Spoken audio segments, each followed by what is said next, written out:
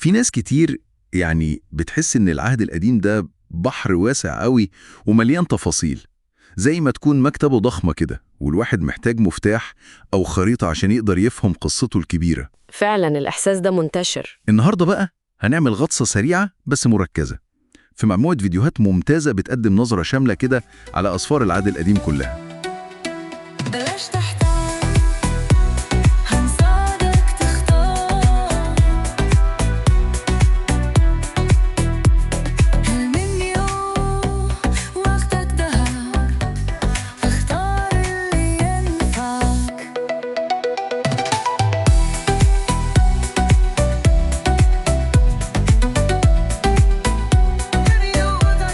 أهلا بيكم في بودكاست المنيو، المكان اللي هيساعدك تختار هتتعلم إيه. جاهزة نستكشف سوا؟ جاهزة طبعا. والفكرة دي مهمة قوي بصراحة، لأن كتير بيتعاملوا مع العهد القديم كأنه مجموعة قصص متفرقة وخلاص. دي حقيقة. لكن لما بنبص على الترتيب الأصلي للأسفار في التقليد اليهودي اللي هو التاناخ. التنخ اللي هو اختصار توراة، نفييم، كتوفيم. بالظبط. التوراة اللي هي الشريعة، والنفيين يعني الأنبياء، والكتوفيم اللي هي الكتابات.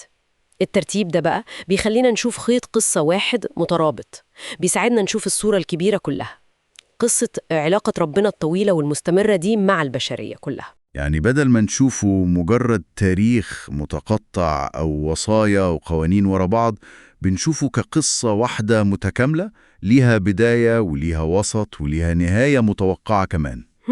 ده بيغير كتير قوي في الفهم. تماما. الخيط ده هو قصة خطة ربنا الكبيرة للخلاص والفداء. الحكاية بتبدأ إزاي؟ بتبدأ بخلق ربنا لعالم منظم وحسن جدا. البداية المثالية. تمام. لكن بعد كده بتدخل الخطية، التمرد البشري، وده بيشوه الصورة الحلوة دي. لكن بقى ورغم اختيارات البشر الصعبة دي، بنشوف إصرار ربنا بمحبته بأمانته إنه يشتغل وسط الفوضى دي كلها عشان يسترجع قصده الأصلي. الأمل ما بيروحش أبداً.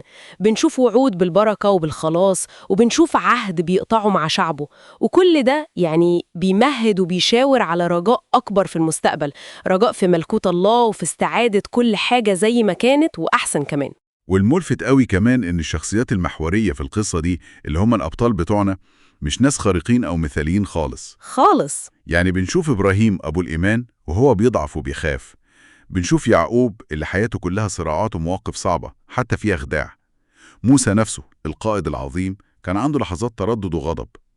داود الملك اللي بنحبه كمرنم وكشخصية قريبة، بنشوف سقوطه ونتائج أخطائه واضحة جدا. ده بيخلي القصص دي قريبة مننا قوي. بالظبط، هي دي النقطة.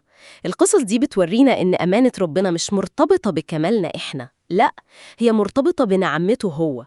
ربنا بيستخدم أشخاص عاديين جدا بضعفاتهم ومشاكلهم عشان يحقق مقاصده العظيمة. زي قصة يوسف مثلا. تمام. قصة يوسف دي مثال واضح جدا. بنشوف إزاي الشر اللي إخواته عملوه فيه ربنا مسكه وحوله الخير. مش بس خير ليوسف ولعيلته، لأ، ده خير وصل لشعوب تانية كمان. وده يوصلنا بقى لدور الأنبياء.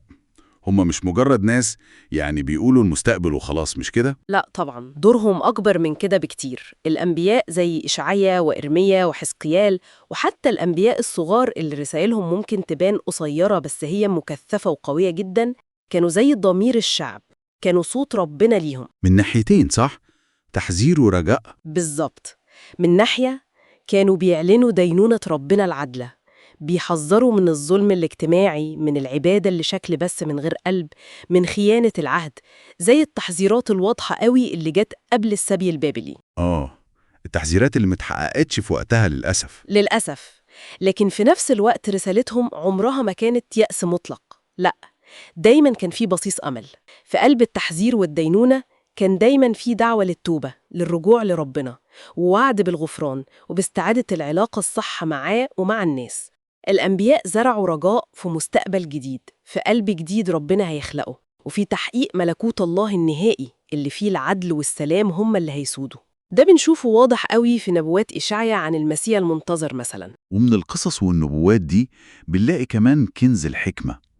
أسفار زي الأمثال والجامعة وأيوب، دي بتقدم بعد تاني خالص، بعد عملي قوي وتأملي في تفاصيل الحياة اليومية.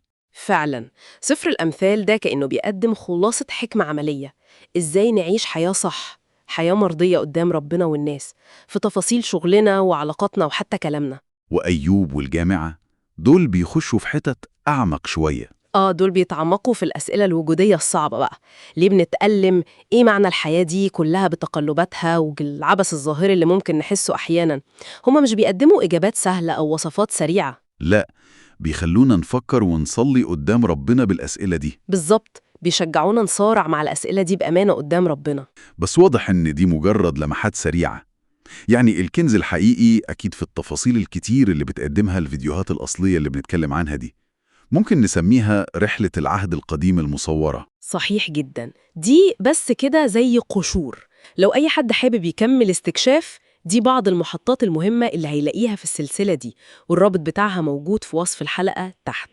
هنلاقي نظرة عامة على سفر التكوين، البدايات الكبرى كلها وقصص الآباء ووعود الله لإبراهيم، سفر الخروج قصة ولادة أمة بحالها من العبودية وتأسيس العهد عند جبل سيناء، سفر العدد والتثنية تحديات رحلة البرية وإزاي ربنا جهز الجيل الجديد، أسفار الملوك وأخبار الأيام، دروس وعبر مهمة من تاريخ صعود وسقوط مملكة إسرائيل، سفر المزامير ده بقى قلب العهد القديم اللي بينبض بالصلاة والتسبيح وصراع الإيمان، سفر الأمثال زي ما قلنا بوصلة الحكمة للحياة اليومية، سفر أيوب والجامعة المواجهة الصريحة مع الألم ومعنى الحياة، الأنبياء الكبار ورسائلهم القوية عن الدينونة والرجاء العظيم اللي جاي، سفر دانيال الأمانة في وقت التحدي الصعب ورؤى عسيادة الله على التاريخ كله. فعلا سلسلة غنية جدا ومفيدة لأي حد عايز يفهم العهد القديم بشكل منظم وممتع في نفس الوقت. يا ريت اللي بيسمعونا يشاركونا في التعليقات ايه اكتر سفر او شخصية او حتى فكرة في العهد القديم بتشدهم او حابين نتكلم عنها بتفاصيل اكتر في مرات جاية. مشاركتكم دي بتفرق معانا جدا وبنحب نسمع منكم دايما. بودكاست المنيو، وقتك ذهب، اختار اللي ينفعك. سلام. سلام.